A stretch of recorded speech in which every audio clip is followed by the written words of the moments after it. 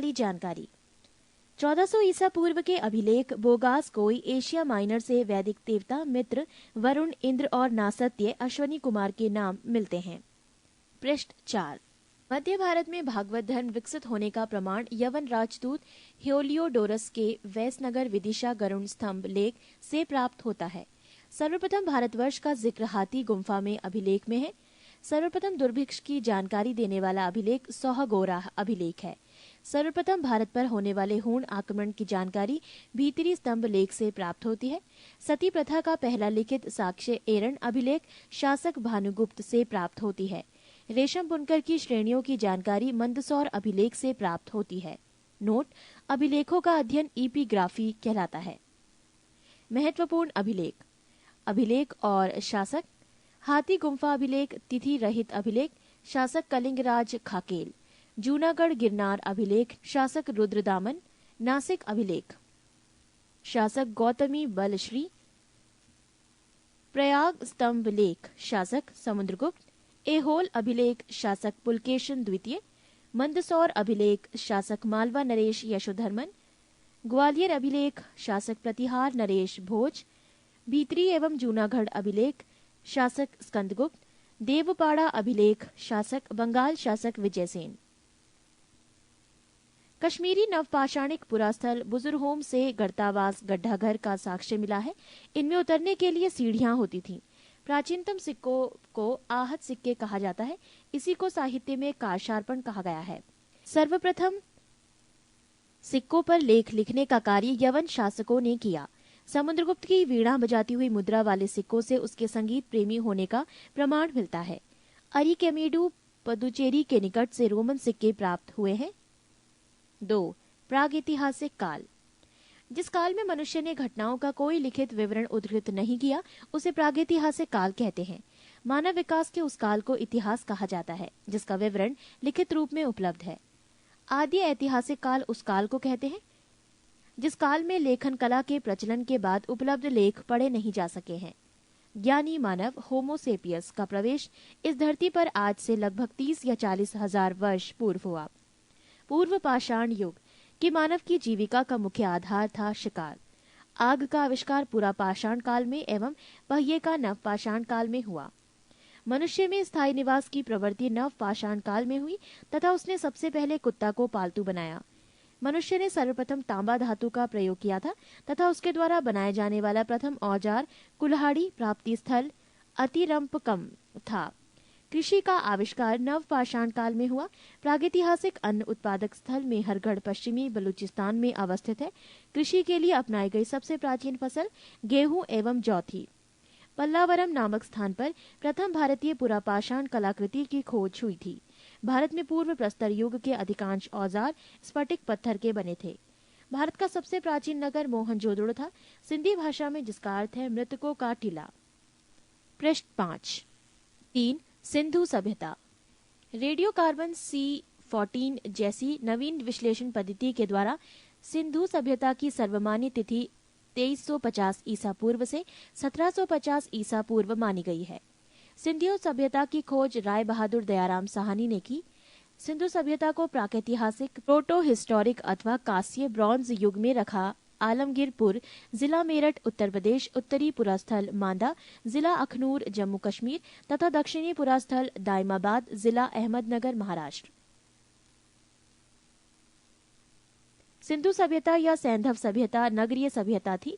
सैंधव सभ्यता से प्राप्त परिपक्व अवस्था वाले स्थलों में केवल 6 को ही बड़े नगर की संज्ञा दी गई है। ये हैं मोहनजोदड़ो, हड़प्पा, गढ़वारीवाला, धौलावीरा, राखीगढ़ी एवं कालीबंगन। स्वतंत्रता प्राप्ति पश्चात हड़प्पा संस्कृति के सर्वाधिक स्थल गुजरात में खोजे गए हैं। लोथल एवं सुतकोतदा सिंधु सभ्यता का बंदरगाह था। जुते हुए खेत और नक्काशीदार ईंटों के प्रयोग का साक्ष्य कालीबंगन से प्राप्त हुआ है। मोहनजोदड़ो से प्राप्त अन्नागार संभवतः सैंधव सभ्यता की सबसे बड़ी इमारत है। मोहनजोदड़ो से प्राप्त बृहत स्नानागार एक प्रमुख स्मारक है, जिसके मध्य स्थित स्नान कुंड 11.88 मीटर लंबा, 7.01 मीटर चौड़ा एवं 2.43 मीटर गहरा है। अग्निकुंड लोथल एवं कालीबंगन से प्राप्त हुए हैं। मोहनजोदड़ो से प्राप्त एक शील पर 3 मुख वाला देवता पशुपतिनाथ की मूर्ति मिली है। उनके चारों ओर हाथी, गेंडा, चीता एवं भैंसा विराजमान है। मोहनजोदड़ो से नर्तकी की एक कांस्य मूर्ति मिली है। हड़प्पा की मोहरों पर सबसे अधिक एक श्रृंगी पशु का अंकन मिलता है। मनके बनाने के कारखाने लोथल एवं चन्हुदड़ो से मिले हैं। सिंधु सभ्यता की लिपि भाव चित्रात्मक है। ये लिपि दाई से बाईं ओर लिखी जाती थी। जब अभिलेख एक से अधिक पंक्तियों का होता था तो पहली पंक्ति दाईं से बाईं और दूसरी बाईं से दाईं ओर लिखी जाती थी। सिंधु सभ्यता के लोगों ने नगरों तथा घरों के विन्यास के लिए ग्रीड पद्धति अपनाई। घरों के दरवाजे और खिड़कियां सड़क की ओर न खुलकर पिछवाड़े की ओर खुलते थे। केवल लोथल नगर के घरों के दरवाजे मुख्य सड़क की ओर खुलते थे। सिंधु सभ्यता में मुख्य फसल थी गेहूं और जौ। सैंधव वासी मिठास के लिए शहद का प्रयोग करते थे। रंगपुर एवं लोथल से चावल के दाने मिले हैं, जिनसे धान की खेती होने का प्रमाण मिलता है। चावल के प्रथम साक्ष्य लोथल से ही प्राप्त हुए हैं। सुरकोतदा, कालीबंगन एवं लोथल से सैंधवकालीन घोड़े के अस्थि पंजर मिले हैं।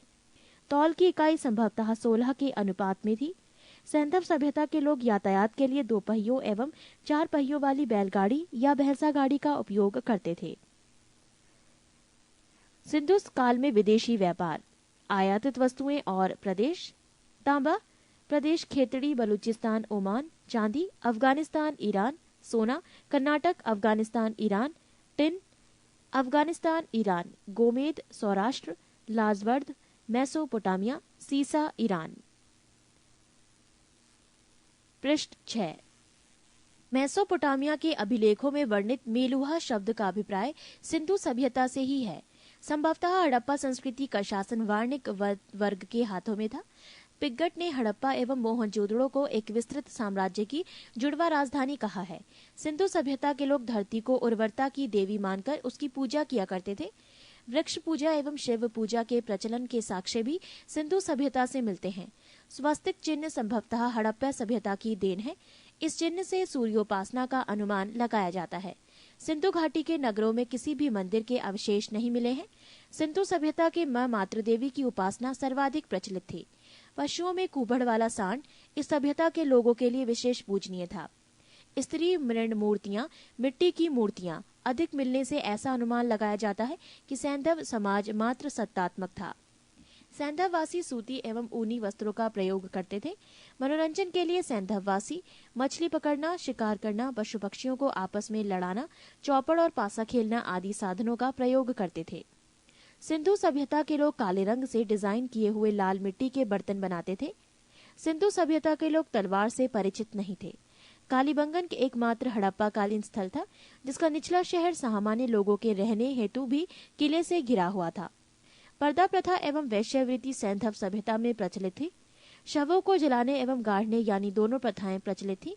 हड़प्पा में शवों को दफनाने जबकि मोहनजोदड़ो में जलाने की प्रथा विद्यमान थी। लोथल एवं कालीबंगा में युग्म समाधियां मिली हैं। सैंधव सभ्यता के विनाश का संभवतः सबसे प्रभावी कारण बाढ़ था। आग में पकी हुई मिट्टी को टेराकोटा कहा जाता है।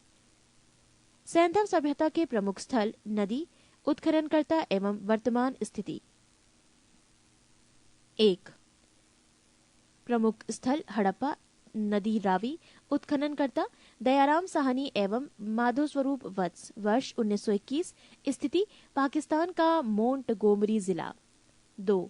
प्रमुख स्थल मोहनजोदड़ो, नदी सिंधु, उत्खननकर्ता राखाल दास बैनर्जी, वर्ष 1922। स्थिति पाकिस्तान के सिंध प्रांत का लरकाना जिला। 3. प्रमुख स्थल चन्हुदड़ो, रदी सिंधु, उत्खननकर्ता गोपाल मजूमदार, वर्ष 1931। स्थिति सिंध प्रांत पाकिस्तान। 4. प्रमुख स्थल कालीबंगन, नदी खग्गर, उत्खननकर्ता बीबी लाल एवं बीके थापड़, वर्ष 1953।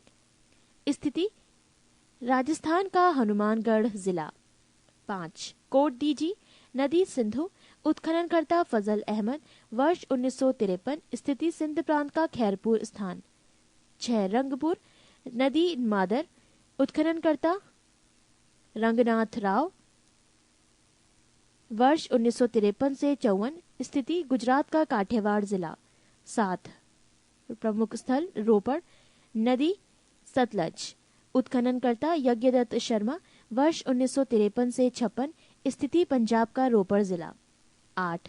प्रमुख स्थल लोथल, नदी भोगवा, उत्खननकर्ता रंगनाथ राव, वर्ष 1955 से 1962, स्थिति गुजरात का अहमदाबाद जिला। 9 आलमगीरपुर, नदी हिंडन, उत्खननकर्ता यज्ञदत्त शर्मा, वर्ष 1958, स्थिति उत्तर प्रदेश का मेरठ जिला। 10 सुंत कांगीडोर, नदी दाशक, उत्खननकर्ता ऑरेंज स्टाइल जॉर्ज डेल्स, वर्ष 1927 एवं 1962, स्थिति पाकिस्तान के मकरान में समुद्र तट के किनारे। 11 बनमाली, नदी रंगोई, उत्खननकर्ता रविंद्र सिंह बिष्ट, वर्ष 1974, स्थिति हरियाणा का हिसार जिला। 12 प्रमुख स्थल धौलावीरा, नदी नील, उत्खननकर्ता रविंद्र सिंह बिष्ट, वर्ष 1990 से 91, स्थिति गुजरात के कच्छ जिला। ये थे सैंधव सभ्यता के प्रमुख स्थल, नदी, उत्खननकर्ता एवं वर्तमान स्थिति। पृष्ठ 7। 4 वैदिक सभ्यता। वैदिक काल का विभाजन 2 भागों, एक ऋग्वैदिक काल 1500 से 1000 ईसा पूर्व और 2 उत्तर वैदिक काल 1000 से 600 ईसा पूर्व में किया गया है। आर्य सर्वप्रथम पंजाब एवं अफगानिस्तान में बसे। मैक्स मूलर ने आर्यों का मूल निवास स्थान मध्य एशिया को माना है। आर्यों द्वारा निर्मित सभ्यता वैदिक सभ्यता कहलाई। आर्यों द्वारा विकसित सभ्यता ग्रामीण सभ्यता थी। आर्यों की भाषा संस्कृत थी। आर्यों के प्रशासनिक इकाई आरोही क्रम से इन 5 भागों में बटा था: कुल, ग्राम, विश, जन, राष्ट्र। ग्राम के मुखिया ग्रामीणी एवं विश का प्रधान विशपति कहलाते थे। जन के शासक को राजन कहा जाता था। राज्य अधिकारियों में पुरोहित एवं सेनानी प्रमुख थे। सूत, रथाकार तथा कमादी नामक अधिकारी रत्नी कहे जाते थे। इनकी संख्या राजा सहित करीब 12 हुआ करती थी। पूरब दुर्गपति एवं स्पष्ट जनता की गतिविधियों को देखने वाले गुप्तचर होते थे। वाजपति गोचर भूमि का अधिकारी होता था। उग्र अपराधियों को पकड़ने का कार्य करता था। सभा एवं समिति राजा को सलाह देने वाली संस्था थी। सभा श्रेष्ठ एवं संभ्रांत लोगों की संस्था थी, जबकि समिति सामान्य जनता का प्रतिनिधित्व करती थी। इसके अध्यक्ष को ईशान कहा जाता था। युद्ध में कबीले का नेतृत्व राजा करता था। युद्ध के लिए गविष्टि शब्द का प्रयोग किया गया है, जिसका अर्थ है गायों की खोज। 10 राज्य युद्ध का उल्लेख ऋग्वेद के 7वें मंडल में है। ये युद्ध परशणी रावी नदी के तट पर सुदास एवं 10 जनों के बीच लड़ा गया, जिसमें सुदास विजय हुआ। ऋग्वैदिक समाज 4 वर्णों में विभक्त था। ये वर्ण थे ब्राह्मण, क्षत्रिय, वैश्य और शूद्र। ये विभाजन व्यवसाय पर आधारित था।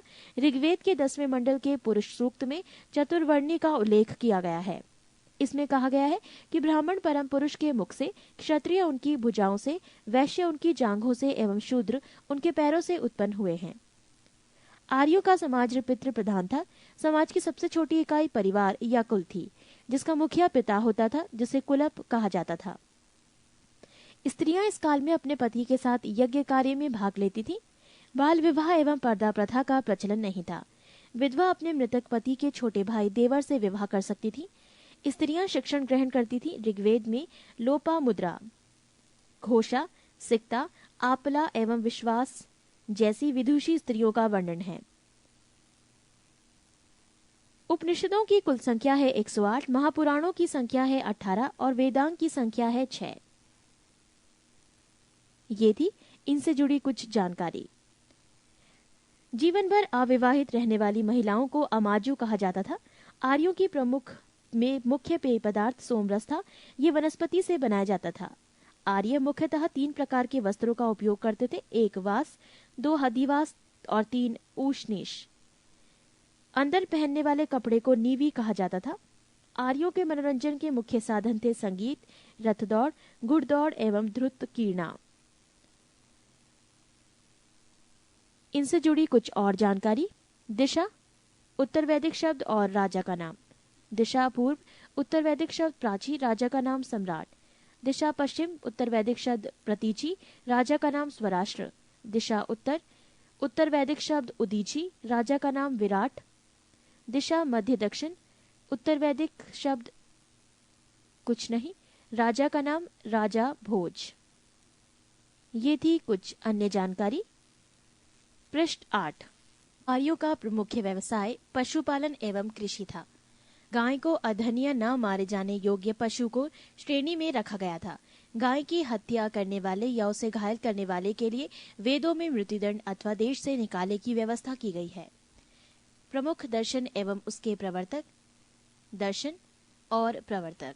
चार्वाक प्रवर्तक चार्वाक, योग प्रवर्तक पतंजलि, साख्य प्रवर्तक कपिल, न्याय प्रवर्तक गौतम, पूर्व मीमांसा प्रवर्तक जैमिनी, उत्तर मीमांसा प्रवर्तक बादरायण, वैशेविक प्रवर्तक कणाद या उलूक।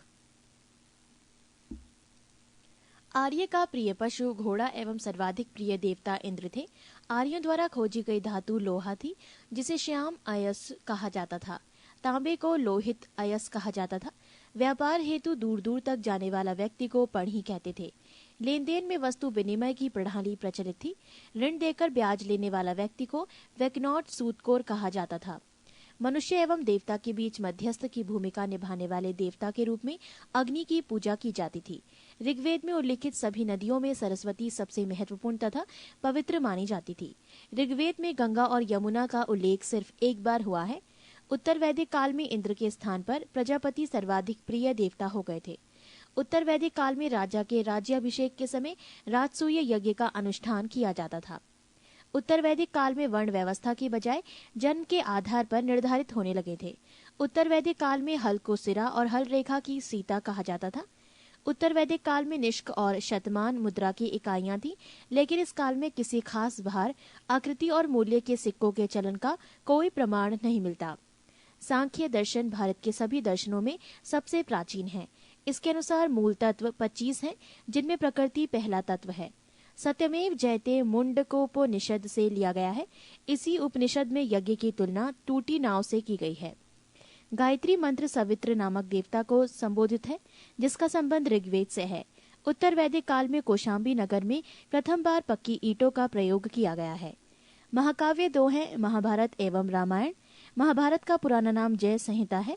ये विश्व का सबसे बड़ा महाकाव्य है। गोत्र नामक संस्था का जन्म उत्तर वैदिक काल में हुआ।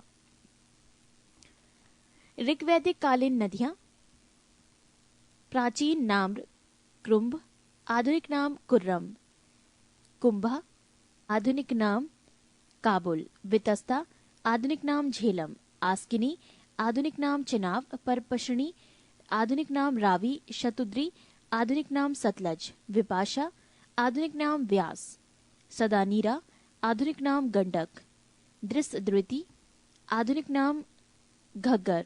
गोमती, आधुनिक नाम गोमल। सुवस्तु, आधुनिक नाम स्वात। ऋग्वैदिक कालीन देवता। देवता इंद्र, संबंध युद्ध का नेता एवं वर्षा का देवता। अग्नि, देवता एवं मनुष्य के बीच मध्यस्थ। वरुण, पृथ्वी एवं सूर्य के निर्माता। समुद्र का देवता, विश्व के नियामक एवं शासक। सत्य का प्रतीक, ऋतु परिवर्तन एवं दिन रात का कर्ता। द्यौ, आकाश का देवता, सबसे प्राचीन। सोम, वनस्पति देवता। उषा, प्रगति एवं उत्थान देवता।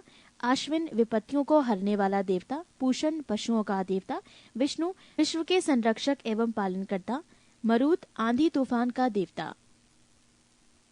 पृष्ठ 9। 5 महाजनपदों का उदय। बुद्ध के जन्म के पूर्व 6ठी शताब्दी ईसा पूर्व में भारतवर्ष 16 जनपदों में बटा हुआ था। इसकी जानकारी हमें बौद्ध ग्रंथ अगुंतर निकाय से मिलती है। 1 महाजनपद अंग, राजधानी चंपा। क्षेत्र आधुनिक स्थान भागलपुर, मुंगेर, बिहार। 2 मगध, राजधानी गिरिब्रज राजगृह। क्षेत्र पटना, गया, बिहार। 3 काशी, राजधानी वाराणसी।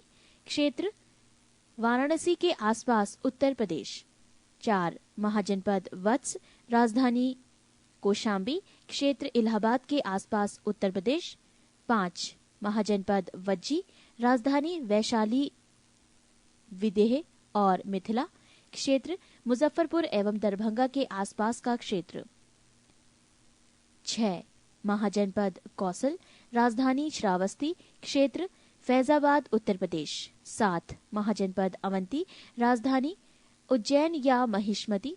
क्षेत्र मालवा, उत्तर प्रदेश।